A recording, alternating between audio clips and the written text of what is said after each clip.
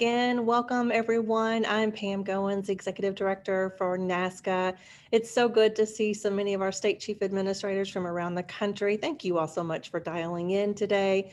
We are so excited about this afternoon, the opportunity to have a peer-to-peer, chief-to-chief conversation around diversity, equity, and inclusion through the lens of emergency management. You know, we talk a lot about human capital and procurement, but not necessarily through the lens of emergency management. And I'm super excited to have Chauncia with us this afternoon to share a little bit with us through her role at ITM and some of the work that they are doing. We're also going to have an opportunity to dig into a micro review with Missouri. You saw that they won an award last week. And so we have an opportunity to do a little deeper dive, do a micro review with the state of Missouri and their professional development transformation. And then we have an award before we round out this afternoon. But before we get started, we love to have a little bit of fun with our state chief administrators. So let's listen to Did I Sign Up for This?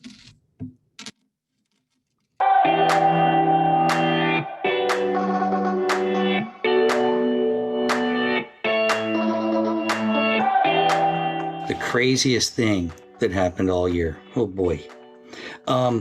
Probably when I had a state senator literally with a microphone pretending to interview a broken escalator in the Capitol complex.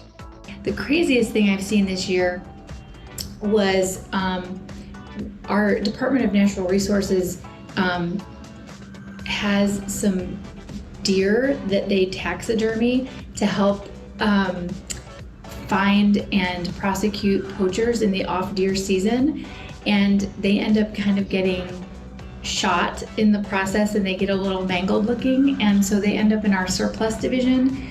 And my understanding is that those deer were seen by someone and perhaps will get used in a Christmas display this year.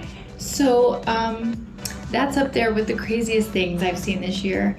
The craziest things I've seen this year is that many employees, legislators, and even the governor's identity was used to falsely apply for unemployment. What was the craziest thing you've seen this year? The craziest thing I have seen this year, some of you may recall that we had tornadoes that came through on March 3rd. And it was storms that rolled through, the tornadoes came through, you wake up the next morning and the sun is shining, it's beautiful, it's bright. But we know, of course, from the TV, everything that's going on, and you heard it, the storms when it was happening as well. But just to be out in the downtown area, because there was one part of our downtown that was hit really hard, and that little area is called Germantown. But to be in that area and see some of the people walking around and just holding on to 2 or 3 items of their possessions, it was like something out of a movie. It was like an Armageddon movie because they were just walking around holding on to their things and weren't quite sure exactly what to do. It was really sad. What we didn't know at that time was 25 people in Middle Tennessee lost their lives, and we actually had $1.6 billion worth of property damage throughout Middle Tennessee. We also had state properties that were affected. We lost 2 buildings down on 2nd Avenue, one house DHS, the other one DCS. We lost the beginnings of what was going to be our artifact storage facility for our Tennessee State Museum. Thankfully, none of the artifacts were in there. And we also, unfortunately, received a lot of damage at the old Tennessee State Prison site. And that building had, I say that building, but it's a huge complex, and it had been done in the late 1800s. And it was the scene for a lot of movie shoots. So the castle remained intact, but a lot of the cell block area and the chapel and some of that around the complex were destroyed by the tornadoes. But that had to be the craziest thing I've seen this year.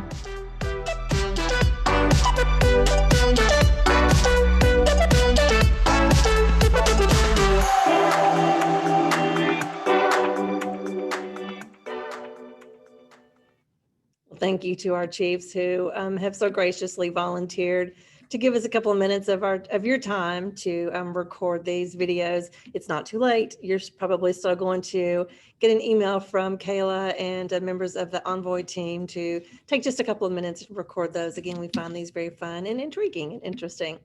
So again, welcome. I'm so excited to have all of you with us this afternoon. This is day 3 of our 8-day Winter Thought Leadership Series. We'll be taking a pause after today and coming back together on December 1st. But we've got a wonderful afternoon planned, just an opportunity for networking, peer-to-peer conversation, collaboration, really unpacking DEI through that lens of emergency management. But before we kick off with Chauncey this afternoon, I do want to say another just huge thank you to all of our winter sponsors who have been with us. Many are on with us here this afternoon. We can't produce these types of events without your generous donations and support of NASCA. So thank you to everyone who have sponsored and been with us and continue to support NASCA along the way. One of those is Bob Hunt with JLL, and he's going to bring our introduction for this afternoon. So Bob, I'll turn the floor over to you. Great, thank you so much. Good afternoon, everyone. My name is Bob Hunt, and I'm a managing director of the Public Institutions Practice at JLL, and I'm based in the great state of Washington. See Chris Liu on as well, another Washingtonian. JLL is a long-term partner with NASCA, and we want to thank Pam and the entire NASCA team for hosting this virtual event during these hectic times, as this is a great way for everyone to connect and discuss the important topics that we are all currently facing. Diversity, equity, inclusion is a core focus of JLL as an organization and a core performance metric for every senior manager that is accountable to advancing this cause within the organization at all levels. We know you state chief administrators work to embed diversity, equity, inclusion in your activities in an ongoing way, but perhaps you haven't thought about the importance of this in emergency management. This afternoon, you're thrilled to spend time discussing diversity, equity, and inclusion through the lens of emergency management. And today's speaker is Chauncey Willis, who will help us think through 5 ways to operationalize equity in state government operations during the global health pandemic. Chauncey is the co-founder and CEO of the Institution for Diversity and Inclusion in Emergency Management. Ms. Willis is certified as an emergency manager, professional coach, and cultural diversity professional with over 20 years of experience. Her expertise includes disaster management, national security event planning, leadership coaching, immigrant and refugee outreach, as well as diversity, equity, and inclusion and training. Chauncey, it sounds like you've done a little bit of everything. Regarded as a national expert, Ms. Willis has provided witness testimony to the U.S. House of Representatives on multiple occasions on matters of diversity, equity, and inclusion, as well as policy implementation. She is the author of Stretching, The Race Towards Diversity, Equity, and Inclusion in America, which was published in December of 2020. December of 2019, I think. We find ourselves not quite to December of 2020. Chauncey Willis hails from St. Petersburg, Florida, and is a graduate of Loyola University, New Orleans, and Georgia State University, and the Andrew Young School of Policy Studies. And with that, I'm happy to turn it over to Chauncey and thank all of you for being here today.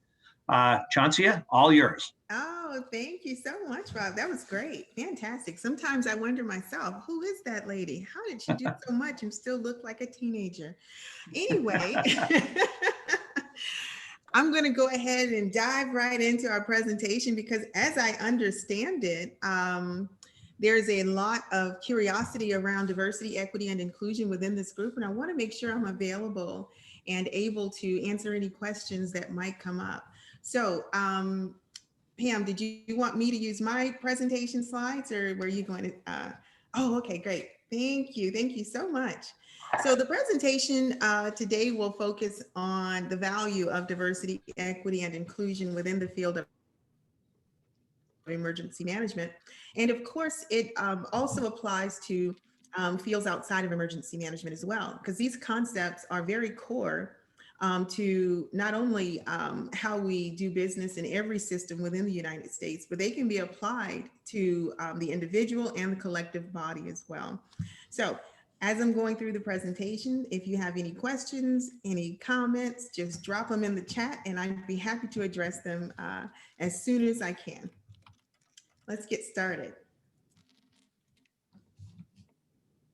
Okay, our organization is the Institute for Diversity and Inclusion in Emergency Management. And our organization really is a nonprofit organization that was started to increase diverse representation within the field of emergency management and also reduce the negative impacts of disaster on women, people of color, and other underserved, marginalized groups. So our vision really is to improve and enhance resilience globally, as well as in the domestic United States. We believe that diversity plus inclusion will lead to true resilience for everyone. So today is going to be much more engaging than perhaps we've been able to enjoy in previous sessions and in previous presentations. We'd like to hear from you today. So we're going to actually have a point at the end where we have a breakout discussion after I finish setting the stage for operationalized equity. And I think everyone will enjoy that and have an opportunity to contribute. So today we're going to set the stage for operationalizing equity. And as I said, if there are any concerns, questions, or anything you want more clarity on, just go ahead and drop it in the chat box and I'd be happy to address it. Next slide. Operationalizing equity. Why we're here today, why we're talking about this subject. Well, what we want to do is discuss the return on investment. We want to talk about the need to increase individual and community resilience and how we get to that point. Really, it involves being more inclusive and addressing the issues of inequity. And we're also going to specifically address government leadership and how it can become more equitable. Next slide. What is diversity? So diversity is really the wide range of human differences. It covers race, ethnicity, gender identity, sexual orientation, age, social class, country of origin, religious, ethical value systems, and political beliefs, and a wealth of other areas as well. One of the topics that I just presented around was the concept of religious bias and how being a Christian in the United States allows you certain freedoms and certain opportunities, whereas there's bias to most other religions. You can see it with posts on Facebook and things like that. So bias is built into a lot of what we do. And to address the existing bias, we have to also address first diversity and the need for diversity and the need for increased representation. Then we get to equity, and equity is about fair, just, and equitable management of all institutions serving the public directly. Okay, so is there equity in our finance system? Is there equity in our education system? Is there equity in emergency management? And sadly, the response is no or not enough. And when we get to inclusion, inclusion is all about involvement and empowerment. Am I free to show up as my true self? Am I going to be respected for my differences? Am I going to be valued for my input? And it also goes into belonging. Do I feel as though I belong within this organization? So that goes into employee retention. So these three basic concepts actually are considered foundational when it comes to understanding the behaviors of bias. Next slide. When we're talking about diversity, equity, and inclusion, and the outcome that we hope to have when we're presenting, training, and providing workshops, we're hoping that eventually all roads will lead to equity. And equity is about all people having access to programs, to funding, and resources that make their lives and their communities resilient. Okay, so equity is ensuring that everyone not only belongs, but also has equal opportunity and access to key resources, and that their needs are being addressed where they are. Next slide. So what is equity and what is equality? And oftentimes the two are interchanged. Equality is giving everyone a shoe. Equity is giving everyone a shoe that fits. So many times within the field of emergency management, and we'll talk about it a little more, as well as many other fields, people are concerned with equality. Well, you know, the concept is I gave everyone the same opportunity, and therefore it was, you know, it was equal opportunity and everyone received the same, opportunity and therefore I'm done. I'm clean. And that's not actually true, because equality is not going to get us to the point where we have true equity. And equity assumes that we understand everyone isn't starting in the same place. So some people may not be starting at the same spot in line, the same starting point. And so we need to address that inequity. And if we don't acknowledge and address that inequity, then equality cannot be achieved and equity can't be achieved. So we must consider the concept of addressing the needs that are already in existence. Next slide. So this concept that runs, pretty, prevalent, that is pretty prevalent in the field of emergency management, is the concept that we need to do the most for the most. And it's really based on a philosophical concept that was created by John Stewart and Jeremy Bentham. And those are two English philosophers that came up with utilitarianism, which is basically to say that do the greatest good for the greatest number. Well, that's a flawed concept, because that leaves everyone out who is not a part of the dominant group. And so anyone that's not a part of the dominant group is not going to have their needs truly met by doing the most for the most. Once again, that's the equality-based mindset.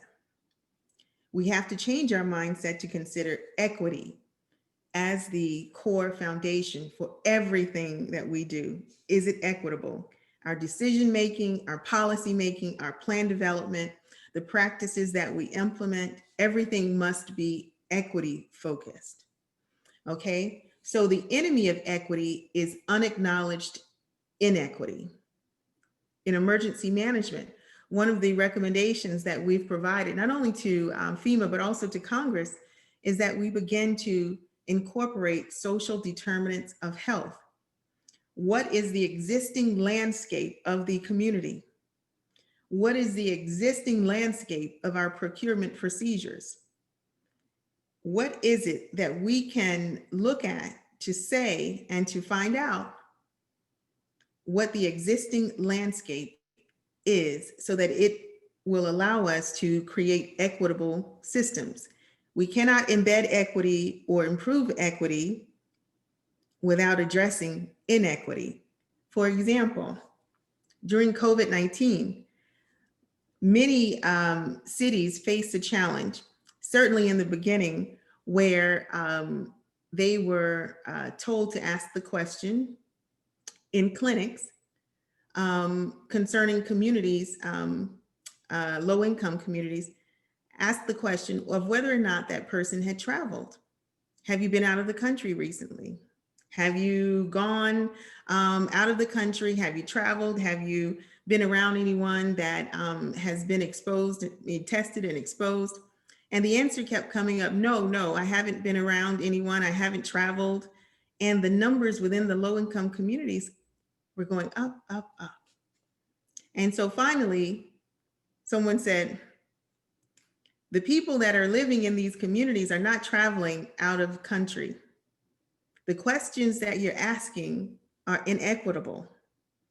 It requires that they say no, which causes you to deny them a test, which then forces them to go home and spread the disease to their family members. In addition, as another example, many of the testing sites that were set up originally were 5 and 6 miles outside of town or away from city centers, away from bus stops. And so finally, public health planners said, we need to make sure that we're addressing the lack of transportation, because that is a social determinant of health. So these are existing inequities that must be addressed. When we're looking for contractors post-disaster, are you intentionally being equitable if you are aware that there's a multitude of small women and minority-owned businesses that may or may not be bonded, or may not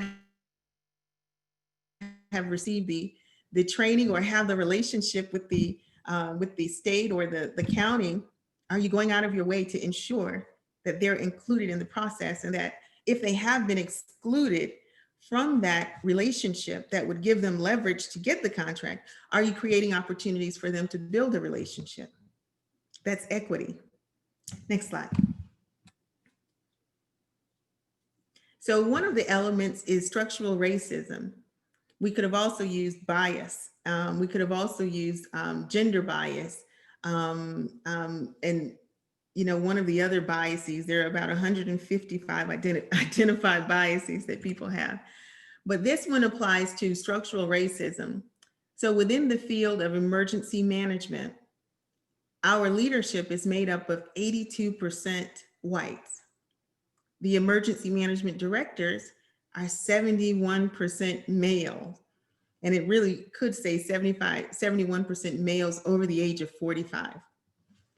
So what happens when decisions are made and there's a lack of diversity in the room? Well, the decisions that are made, the policies that are created, and the concepts and thoughts that are discussed are going to benefit the group of people that are in the room making those decisions. Oftentimes, decisions are created, policies are made that in theory could benefit, should benefit a different group, but they don't. When there's a lack of diversity, there's a lack of perspective. So whatever you're creating, whatever you're developing will not be as effective as if diversity had existed in the room. And that goes for emergency management. And it also covers every area within our systems in the United States. So next slide. What are the impacts of bias in emergency management? Well, these are the same impacts that we would see from a multitude of other organizations, companies as well. The impacts are that you would see talented people not being hired and or not allowed opportunity for development and career progression. You would also see where diverse voices are not heard in meetings. Someone gave an excellent example when they mentioned that within emergency management, because there are so many males in the room, so many men, oftentimes the women will become much more aggressive in their communication style, or they will become much more silent, where they will not contribute unless they're specifically asked their opinion. And it's because the room has become comfortable and, everyone is communicating in a very forceful, more male accepted communication style. And that's unfortunate. And that also causes women to leave organizations.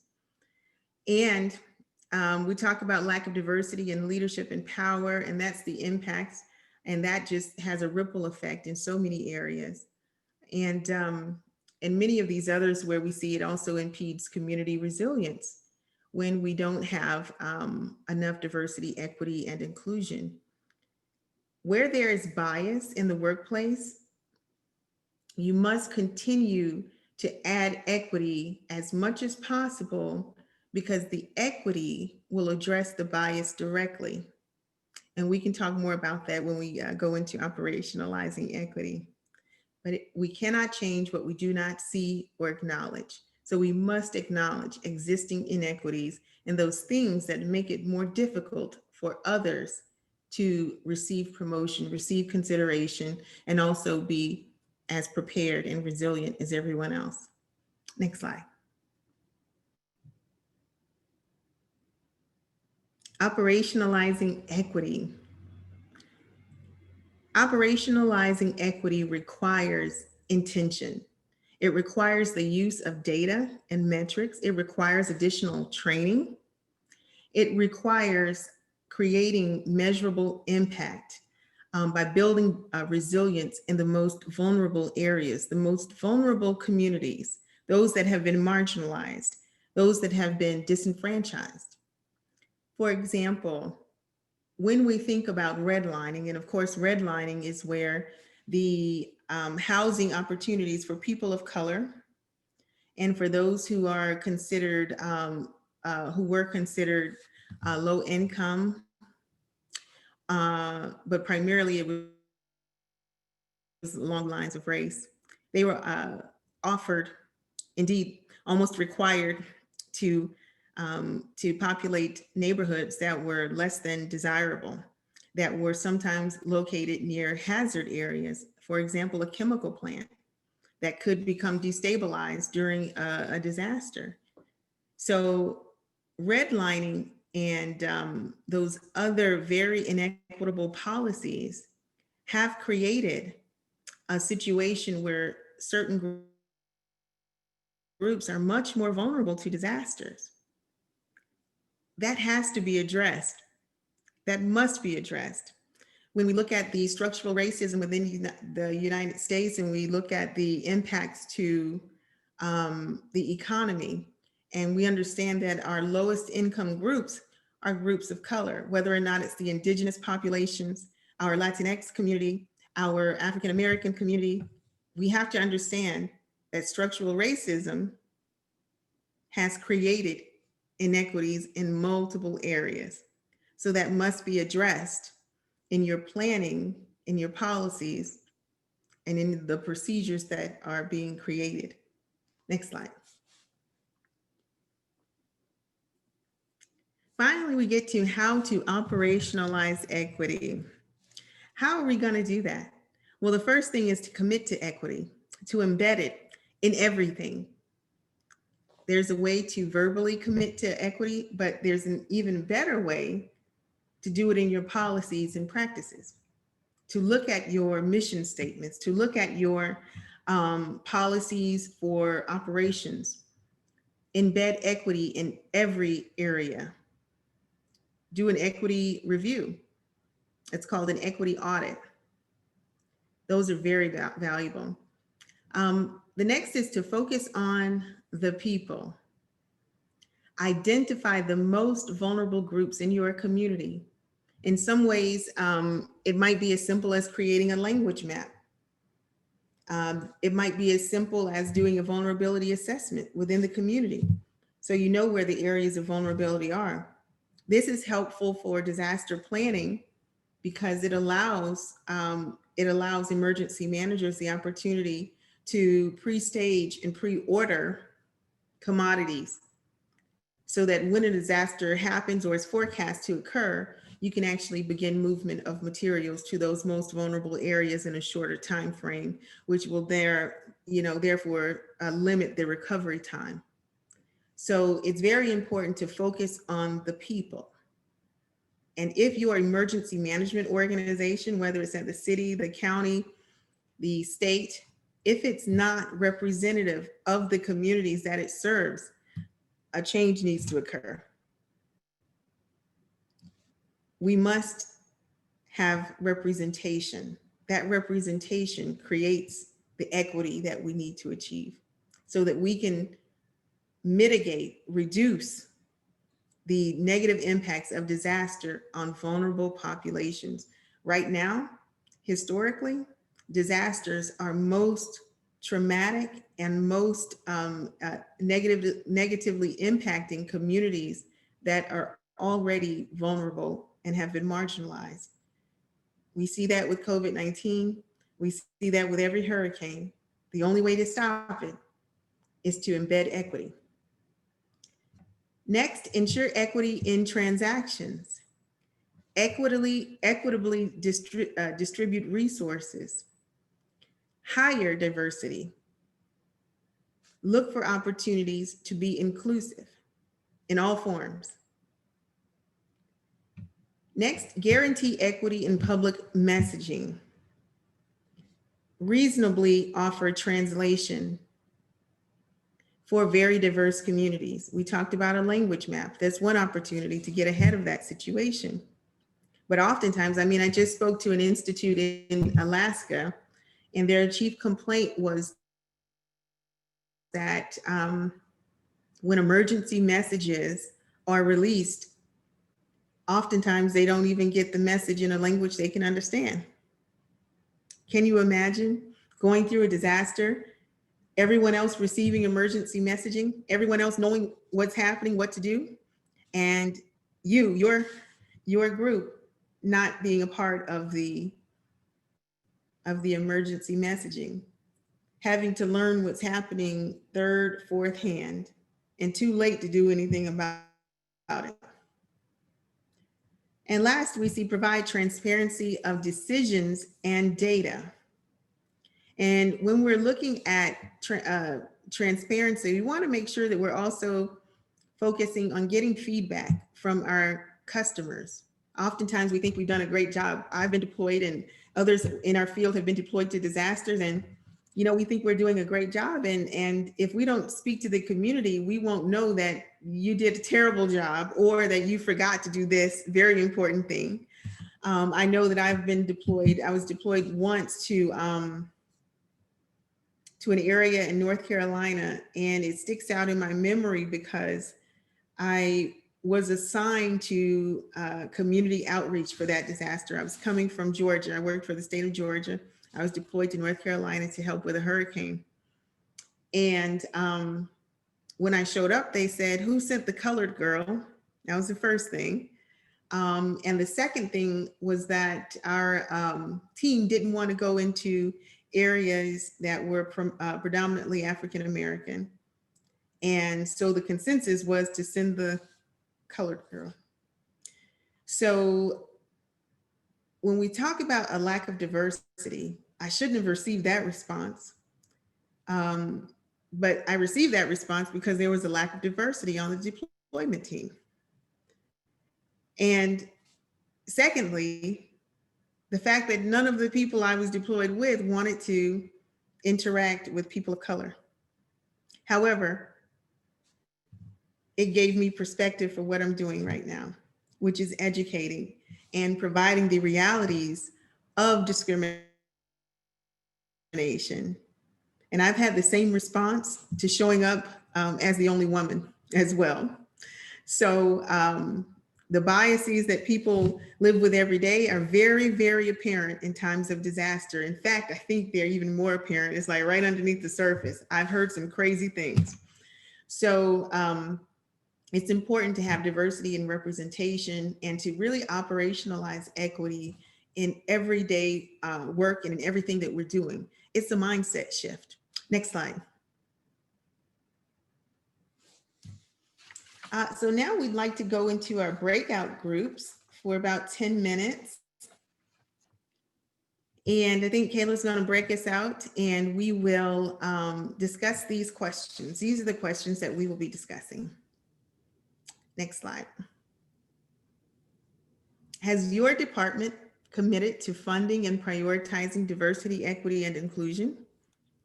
How could you operationalize equity within your department? And what is your process for hiring diverse candidates, for selecting diverse contractors? So mull over those questions and you'll have about 10 minutes to discuss.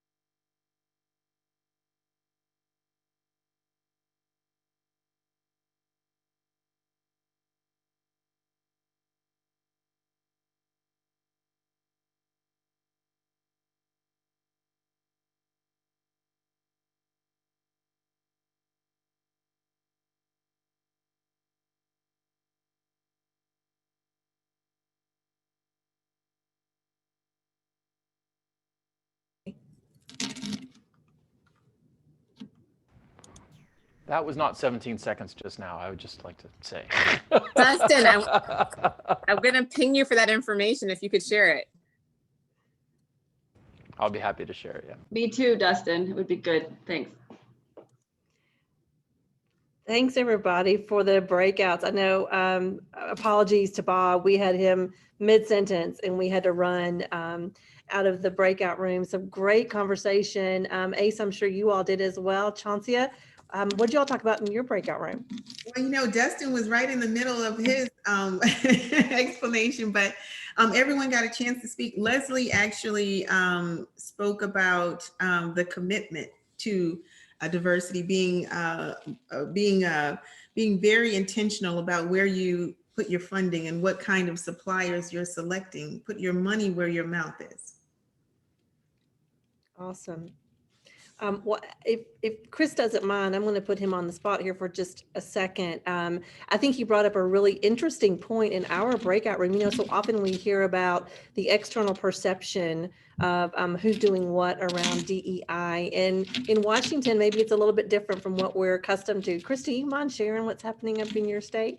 Sure. The way we discussed it at our breakout was that the state of Washington really has two things or split in what they're doing. We have an external program and then we have an internal program. And our external program is way more mature than our internal program. So if you look at all the things we're doing with DEI in contracting and public works, inclusion plans, outreach, a disparity study that we've done, the recommendations and the implementation of those recommendations for contracting, those things are going swimmingly well. Our transportation agencies do extremely well in that area. But if you look internally at what our agencies are doing, recruiting, putting together DEI initiatives, making sure that we have equitable workforce, how we interview our people, the tools that we have available, perhaps the money that we need to fund things, we're not as mature. As a matter of fact, we're just starting out on that effort. And that effort still needs to be organized. And since we have a federated system of agencies within the state of Washington, some of those efforts are divided among the agencies. So we're not completely there. A lot of effort going on, but we're not mature yet. Thanks, Chris. I just find that very interesting, the internal versus external. That's a great conversation for us to continue with. Ace, how about what you all talked about in your breakout room? Yeah, I mean, coming off of Chris's last point there, not necessarily being mature, part of what I shared from my work as a diversity and inclusion trainer is, you know, a lot of the starts are good and the work is necessary, but not sufficient as we frame it. And so we were talking about the levels of inclusion, starting from invisibility before we know what we don't know, all the way up to a culture of inclusion. And we heard from Missouri and Washington State and California on a couple fronts. Some of the programs happening in Missouri sound really, really compelling. And it was cool to have been out there last week with the team. Of course, Chris just spoke to Washington State. And Cindy shared some of the initiatives happening there. I believe the first state agency with an Office of Inclusion, and don't quote me on that office title, but seemed like a big initiative just to put the office in place to start having that conversation. Office of Equity. Thank you, Cindy. And then, you know, on California's front, continuing to make sure that there's equitable representation is an important piece. And, you know, as we were discussing, like, part of the frustration is we should have been having this conversation for a long time. And it feels like we're just now getting to it or perhaps back to it. And so, you know, a little bit of frustration there, but it sounds like everybody is doing the long work, as we say in the DEI world, and that's important. Absolutely. Yeah, thank you, Ace, so much. So Chauncia, let me turn it back over to you for some final thoughts. Well, you know, this was a great discussion. I was telling him yesterday, I said, you know, we should just have everyone, you know, discuss what their initiatives are and what is the work that you're doing within your organizations that you consider meaningful around this subject of diversity, equity, and inclusion.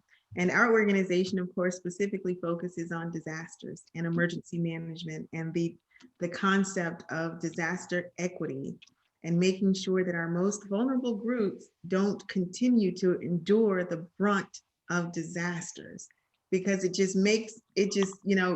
makes everyone's heart just ache. But when we could do something about it, we just need to go ahead and put those plans in place and reframe the way that we're thinking about people, but also about how to operationalize equity. So I'm just thankful for the time.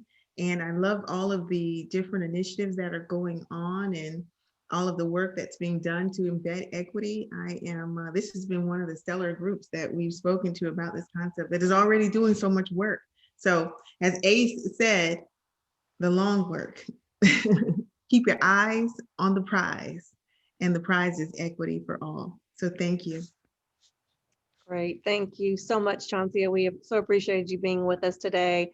I know we'll definitely stay in touch and really include you on many of these conversations going forward. They're doing great work in the states with some great key decision makers right here. So we're thrilled that you could have been here with our group today.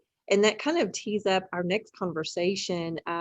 We are so excited at NASCA that we are able to announce one of our newest professional forums around DEI and really taking a very deep dive, a very dedicated and deliberate conversation around diversity, equity, and inclusion, not only with our state chief administrators, but with diversity officers, EEO officers as well. And then we have Rebecca Russell on the phone with us from Illinois, who is leading our charge, and being so incredibly wonderful to work with me on agenda setting and creating some opportunities to expand and really deep dive into this conversation. So Rebecca, you want to give them a sneak peek about our December event? Sure. Thanks so much, Pam. And I'm really excited to kick this off. So you'll be getting more information about our first DEI forum. It is going to be happening December 14th, which is a Monday. And that will be in the afternoon hour from 2 to 3 Eastern, I believe, 2 to 3 Eastern, yes. And so we're really excited to really talk about diversity, equity, and inclusion, to really, again, do that deep dive and have more conversations about that. But we also realize that every state is in a different space.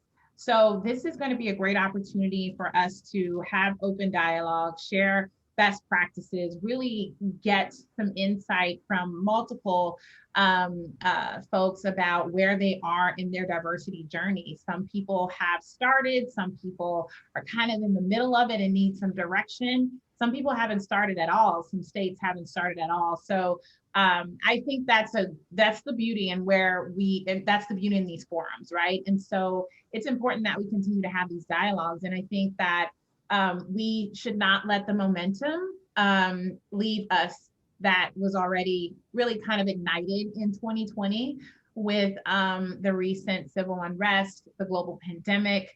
I think this is definitely an opportunity for us to really take this momentum, continue to turn it into a positive, and to continue to make our states better. So be on the lookout for that. Extremely excited to chair this forum.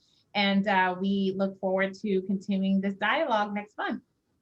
Awesome. Thank you, Rebecca. We are so excited again to have you on board and look forward to that conversation. So be on the lookout, December 14th, 2 p.m. Eastern, and we'll be getting some more information to you to share within your teams as well. So we're going to take a little bit of a switch and wonderful conversation around DEI, but now we're going to talk with the Missouri team. And if you were on with us last week, you know that they were an award winner. And we really wanted to have an opportunity to expand that conversation, look at their professional development transformation. They looked at 16 different executive departments, over about 50,000 team members, and really how they were needing and wanting to escalate and expand their professional development opportunities.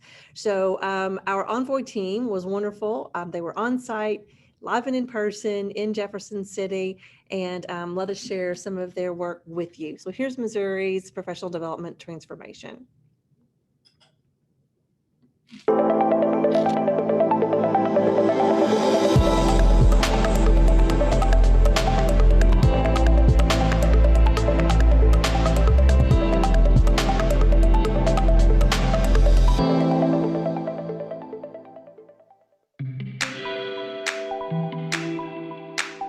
Well, the origins of our professional development transformation really go back to 2017. And with the new administration that came in 2017, we took a fresh look at how state government was performing. And one of the things we did was a very simple thing. We need to get the facts.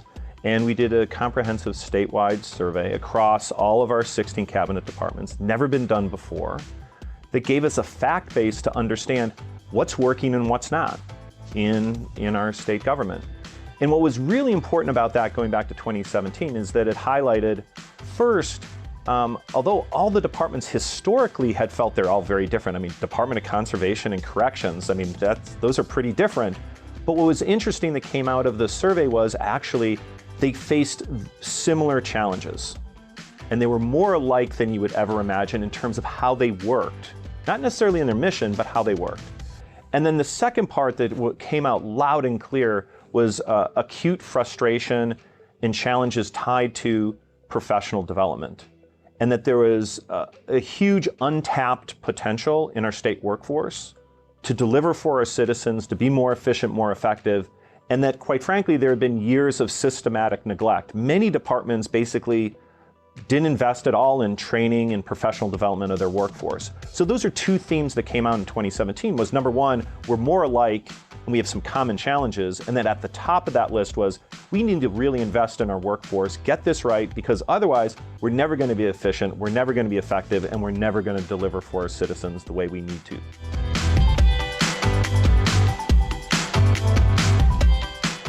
A lack of people being able to manage effectively. And sometimes it was because of skill, and sometimes it was because of will. And I think we recognize that we really, have to, in order to change government, we really need to either give people the skills they need or change the people. And, part of talking about this, when you look at historically at the picture of state government, and I've been around quite a while because I was formerly in the legislature and a statewide office holder. So I've watched government over the years. And you recognize that the state workforce really had been neglected as far as the human resources aspect of providing support to people to understand how to manage people better and how to effectively coach them and how to professionally develop them. That was lacking.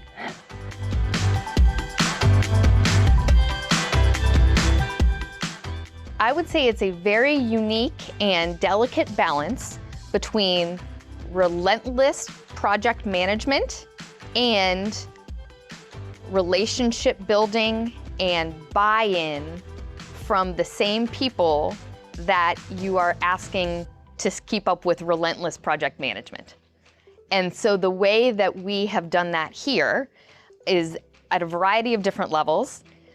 We talked earlier about the role of the cabinet and the deputies, and I am a standing agenda item on their monthly agenda. We work with them closely, we provide updates.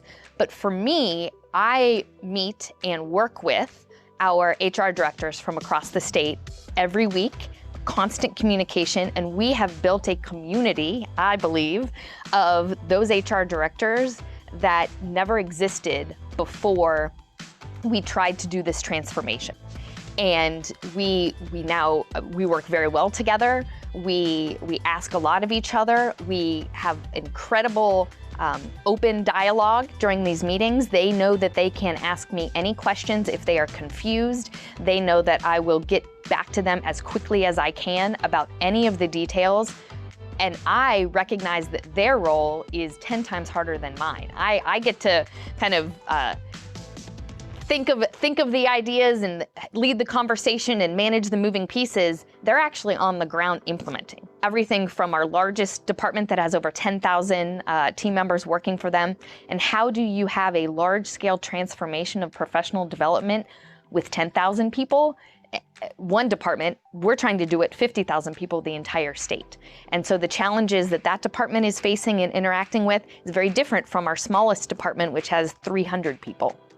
And so trying to create a professional development transformation that is consistent enough that my team can manage and implement so that they can just work on the details of their nuanced departments, but also something that is unique enough or gives them enough flexibility to do what they need to do at their department level.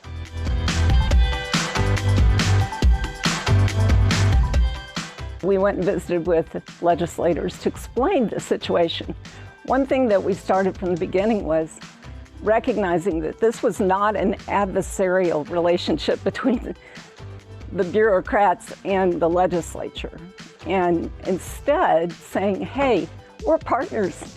You know, here's our problems. We need to solve them. We need to have more effective government. But the people are our most precious resource. And so if we don't invest in them, we'll never have the kind of government that you guys talk about, you know, when you're on the campaign trail. Having been there and said the same things that they've said, I understood where that was coming from, but really to have effective government, you have to have effective people.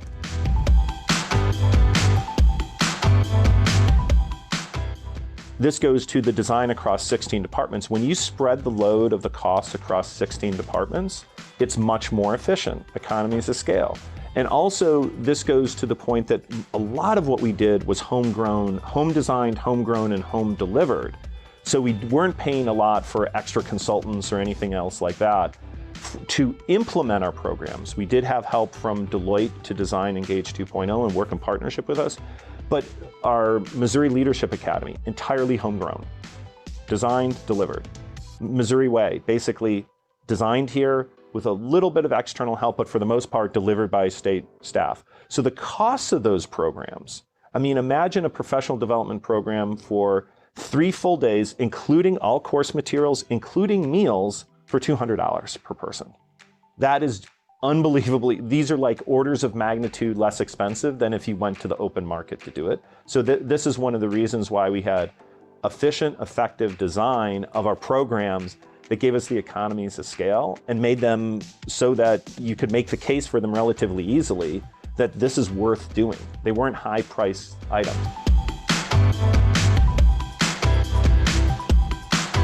Hopefully, you are hearing a little bit of the why we're asking you to provide feedback, why your supervisor is doing a short evaluation of you on a quarterly basis, why we want you to get better and the big picture. We do a lot of work around communications, cascading the communications that we do with the cabinet, then with the deputies, then with the HR team, and giving them specific types of communication, whether it be visually, pictures, videos, email communications that they can use, filtering it down as close as we can get to the frontline person filling the potholes. But I won't say that we figured it all out, 50,000 people. I know that some departments trickle it down very well. Other departments have to massage the message for their nuance. We have been having feedback sessions, focus groups at all levels to try to see if that message is getting down through the entire organization. I think we definitely have a long way to go there just based on some of the questions that we receive. I will say that when we rolled Engage 2.0 out, we had a cadre of 550 change champions. And the intent of that was that we would have informal influencers at all levels. So not the deputies, not the division directors, real on the ground folks. And we trained them to answer questions, and more importantly, we trained them where to find resources so that if they had a question, somebody came up to their cubicle and asked something that they had never heard of, they would know where to go for the answers. And if they didn't, we at Rollout had every week change champion huddles. It's now every other week, but they would have an opportunity, open phone line to ask us, and they all have our email addresses, our phones, and my team and I answer many of the same questions over and over, but that's okay with this because we want people to know that they can come to us with questions.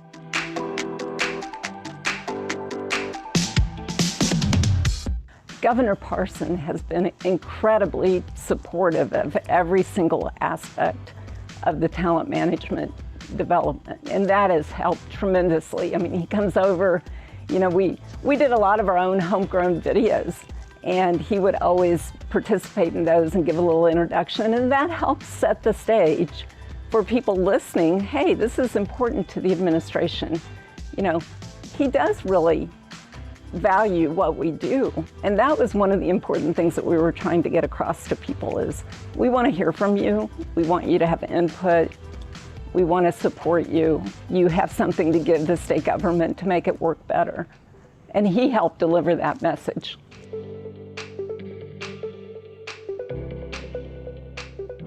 If you don't have the governor's support for the idea that we are going to be in for the long haul, it's going to take some time, but it pays these big dividends of the ability to change how our government works. If someone's just looking for a press release or a quick win, you're not going to be able to get there. So it's, are you in for the long haul to make real change? That does take time. So that's one. The second is engage the senior leaders from across departments. And for us, the unlock has been to work with the deputies. The deputies tend to be those who are much more into the management. They, quite frankly, also are oftentimes not the more political appointees. They are career, they tend to be. And that's made a significant amount of the difference because by getting them as a community working together, we're in a much better spot, but it's also much more practical because they bring decades of experience and they're then in the positions to go back home and make it happen.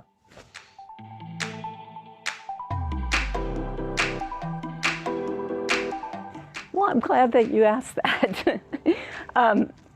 For a lot of reasons. And one of the major reasons is that state government is fairly close to the people.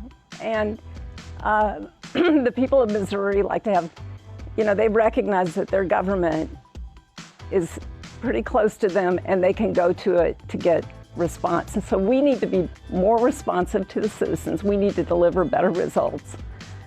And I think that helps maintain the credibility of the state government as an institution. Because relative to a lot of the other institutions that we watch, people don't have a lot of faith in some of them. I think they do in state government, and that makes it more important for us to really invest in the people who are actually delivering those services, because that's what it boils down to. So for years, people can talk about smaller, better, more efficient government, but it's talk unless we actually take action and help people get better and continuously improve to make government and our systems deliver better results.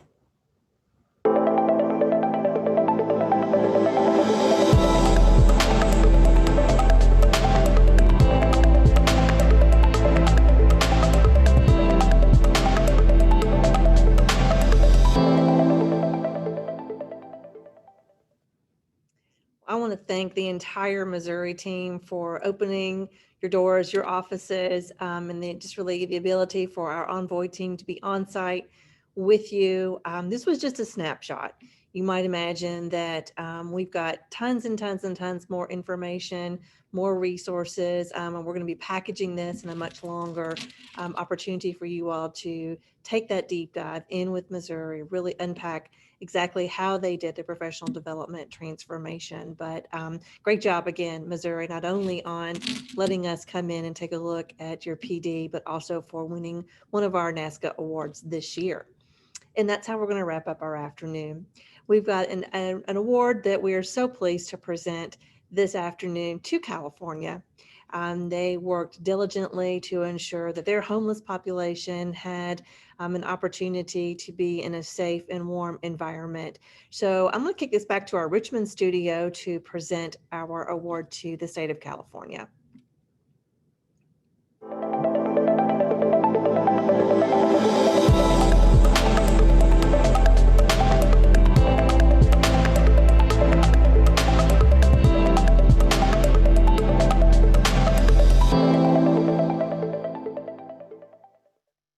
Hello and welcome back to NASCA's Virtual Awards. I'm your host, Ace. And I'm Claire. And we are here to present the NASCA Innovations in State Government Award. Now, you've seen us already, and we've handed out a couple awards to highly deserving states and organizations. We're here this afternoon to do the same and talk about a really cool project from an awesome state focused in homeless housing. And Claire and I have been reading a little bit about that project and getting excited about the work. Yeah, so this state has really done an amazing job in, diligently finding these old hotels and vacant buildings and turn them diligently and quickly into homeless facilities. And so it's been amazing to see them do that. And also in this era of COVID and doing things virtually and dealing with that has been really awesome to see. Absolutely. I mean, taking care of our most vulnerable populations is a big piece of state government. So with that, we are honored, we are thrilled to recognize for their work in the infrastructure and facilities category, the state of California. Congratulations, California. And we will go to them to hear their words about the project and, of course, accept this awesome award. Congratulations. NASCA colleagues, I'm Dan Kim, Director of the California Department of General Services. And I want to thank NASCA for the State Innovation Award for Infrastructure. Now, you've all heard the saying, don't let a crisis go to waste. Well, we didn't. The COVID-19 pandemic offered a window of opportunity for the state of California to implement Project Home Key, which provides supportive housing for those experiencing homelessness. Now I'd like to turn it over to Jason Kenny, our DGS Deputy Director for the Real Estate Services Division, who will take you through DGS's role with Project Home Key. On behalf of the Department of General Services, I would like to thank NASCA for this award. In California, since the beginning of the pandemic, the state, in partnership with local governments, have provided non-congregate housing for homeless individuals using hotels to prevent the further spread of COVID-19. In April 2020, the state conceptualized Project Home Key, an $800 million grant program leveraging CARES Act funding to purchase vacant hotels to provide both short-term interim housing as well as long-term permanent affordable housing. While the purchase and conversion of hotels to permanent housing is itself not a brand new concept, the scale at which California intended to do it and the December 2020 expenditure deadline for the funding required the state to develop an entirely new toolkit and approach. To develop this toolkit took a multidisciplinary approach. Real Estate Services Division dispatched multiple teams of architects, civil engineers, structural engineers, mechanical engineers, and electrical engineers to these hotels to do the assessment and then collaboratively work together to develop the final product. The purpose of our assessments was to evaluate these hotels for use as permanent supportive housing for formerly transient individuals or families. In the event that the property is deemed attractive, the property would be purchased by the county and rehabilitated with state support and federal funds, including potential tax credits. In just 4 weeks, the Real Estate Services Division identified 6 prototypical hotel properties to be evaluated for proof of concept and cost estimating, developed a rapid assessment process that was aligned to the state building code and typical funding streams for housing projects, completed the 6 site assessments, including scopes of work, cost estimates, and code analysis, and converted the entire process into a simple, repeatable toolkit for the state and local governments to follow in evaluating potential properties for purchase. In addition to the toolkit, the data from the 6 assessed sites has served as part of the basis for the state's award to local governments for purchases. At this point, we're happy to report that over 6,000 hotel units are on track to be purchased by the December deadline.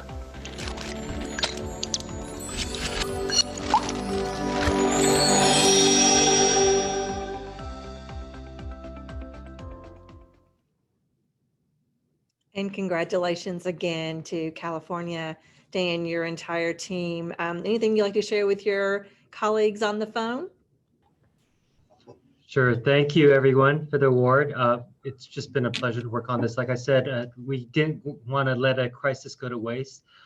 We have a huge homeless problem in California, so we took this opportunity, and we'd love to be able to share with you what we've done, and hopefully you can do something similar. Thanks. Great, Dan. Thank you so much. And we have several more awards coming up as we enter into our December series. We're looking forward to hearing from them. We have 2 more state micro reviews. You don't want to miss those. So please make sure that you're registered for all events. This does wrap up our November activities with the Winter Thought Leadership Series. Again, we're so appreciative of you dialing in. We know how very busy your days are, and we appreciate you coming to NASCA to learn from your colleagues and your peers.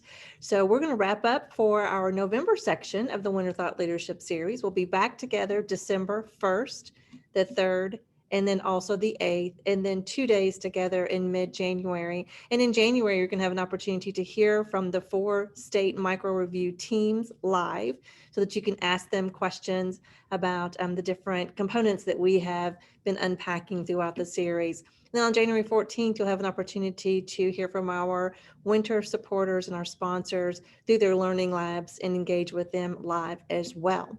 So thank you so much for joining us. If you have any questions, reach out to any of our NASCA team. I appreciate our Richmond studio for being with us. I appreciate all of you for being on. Thanks to Kayla for all of the production work. And for Jamie, who's over with your deputies and your senior leaders. Hope you all have a wonderful rest of your Tuesday afternoon. We'll see you on December 1st. Bye, everybody.